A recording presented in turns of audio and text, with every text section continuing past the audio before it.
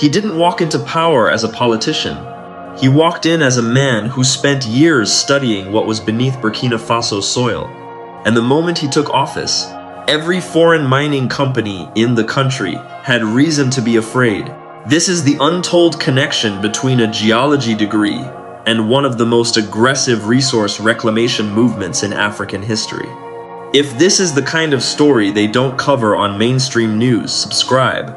Because we do. Ibrahim Traoré was born on March 14, 1988, in Kera, a small village in the Boungou province of western Burkina Faso. He did not grow up in a capital city. He did not grow up around wealth. He grew up in a region where the land around him held more value than most people living on it ever saw. His primary education took place in Boungou. His secondary schooling happened in Bobo Dioulasso, the country's second largest city, where teachers remembered him as quiet and exceptionally talented. Those who knew him during that period described someone who observed more than he spoke, a pattern that would define the way he eventually governed. In 2006, Traoré enrolled at the University of Ouagadougou, which today carries the name University Joseph Kizerbo. He did not study political science. He did not study law or military strategy. He chose geology, the science of what the earth is made of, how resources form, where they sit, and what it takes to extract them. He graduated with honors in 2010. That same year, he entered the Burkina Faso Armed Forces and began training at the Georges Namoano Military Academy. He later completed anti-aircraft specialization in Morocco. By 2014, he had been promoted to lieutenant. By 2019, he was deployed to Mali under a United Nations peacekeeping mission known as the Multidimensional Integrated Stabilization Mission in Mali. He came back to Burkina Faso and returned to fighting the jihadist insurgency that had been consuming the country's north and east for years.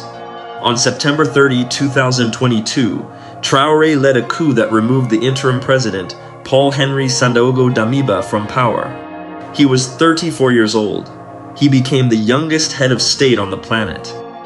And while the international press spent most of its energy debating the legitimacy of military rule, something else was already in motion. Something that had very little to do with geopolitics, and a great deal to do with what Traoré had studied in a classroom 16 years earlier. Burkina Faso is not a poor country in the way the word is commonly understood. Beneath its surface lies one of the most significant gold deposits on the African continent. The country ranks 5th among African gold producers. In 2023 alone, total national gold production reached approximately 57 tons. For decades, the overwhelming majority of that wealth left the country. Foreign corporations, Canadian, Australian, British, French, held the dominant positions in the sector. Local communities near mine sites absorbed the environmental and social costs. The state collected royalties at rates that, by the government's own later admission, did not reflect the true value being extracted. Traoré had studied this kind of imbalance long before he held any authority to change it. Geology teaches a specific kind of literacy, the ability to read the earth and understand what is actually there versus what is being claimed. When he entered office, he applied that literacy to policy. In 2023, Burkina Faso revised its mining code. The mandatory state ownership stake in all mining operations was raised. Royalty structures were reformed. A new fee of 7% was imposed when gold prices exceeded 2,000 United States dollars per ounce. A state mining entity called the Société de Participation Minière du Burkina Faso, known as the Burkina Faso Mining Participation Company, was established specifically to acquire and manage mines on behalf of the state. The acquisitions moved quickly. In August 2024, the government nationalized the Boungou and Wahgnion gold mines for approximately 80 million United States dollars. These mines had previously been valued at around $300 million when they changed hands between private companies. The transaction was notable not only for the price, but for what it represented structurally. The state was no longer a passive royalty collector. It was becoming an operator.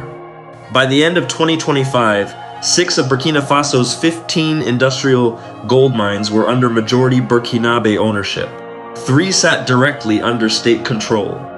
That figure would have been unthinkable a decade earlier, when the sector was almost entirely foreign-controlled, a condition that had persisted from the colonial era through to the mid-2010s. The government also moved to build domestic refining capacity. In December 2024, Burkina Faso unveiled its first domestically produced gold bars from a state-owned refinery. The significance of that moment extended beyond the metal itself.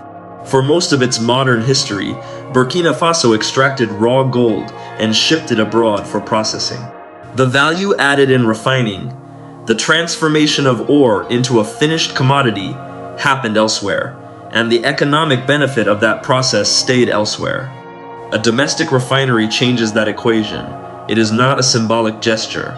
It is an infrastructure decision with measurable downstream consequences.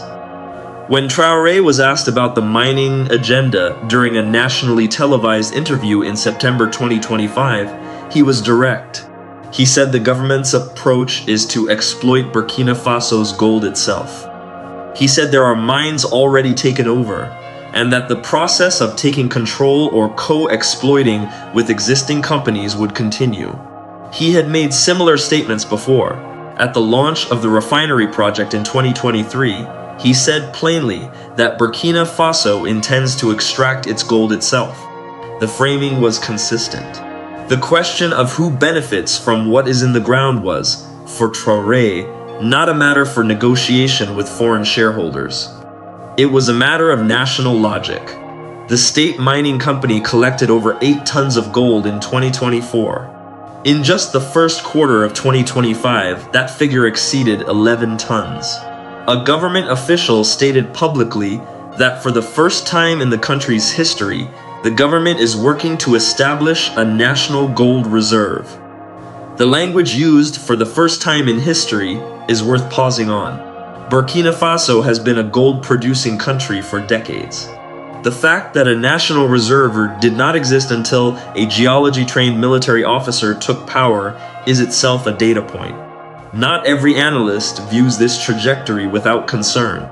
A 2025 report referencing Bloomberg noted that investor confidence has been affected by the pace of the reforms.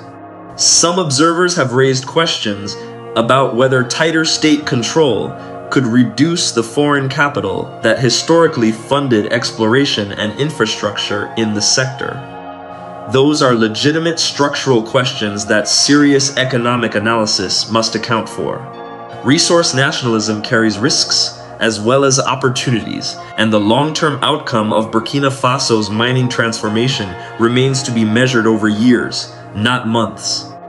What is observable at this point is the following. A man who grew up in a village, studied the composition of the earth at a public university, graduated with honors, and spent years in military service. That man is now executing a resource policy more technically coherent than anything the country's previous civilian governments produced. Whether one agrees with the methods or not, the connection between his academic formation and his policy decisions is not incidental. It is structural. Geology is the science of understanding what is already there. It does not create resources. It does not invent them.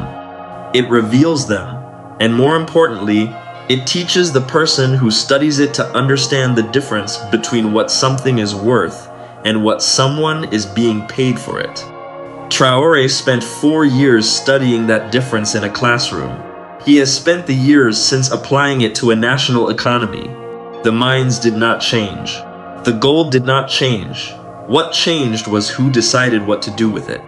That shift from foreign-controlled extraction to state-directed ownership is still in progress, and its full economic consequences will not be clear for years. But the direction is no longer ambiguous. Burkina Faso is not asking permission to benefit from what sits beneath its own soil.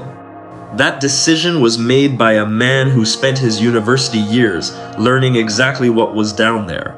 If this is the kind of story that does not make it onto mainstream channels, the kind of story built on documents, data, and decisions rather than headlines, this channel exists for that reason.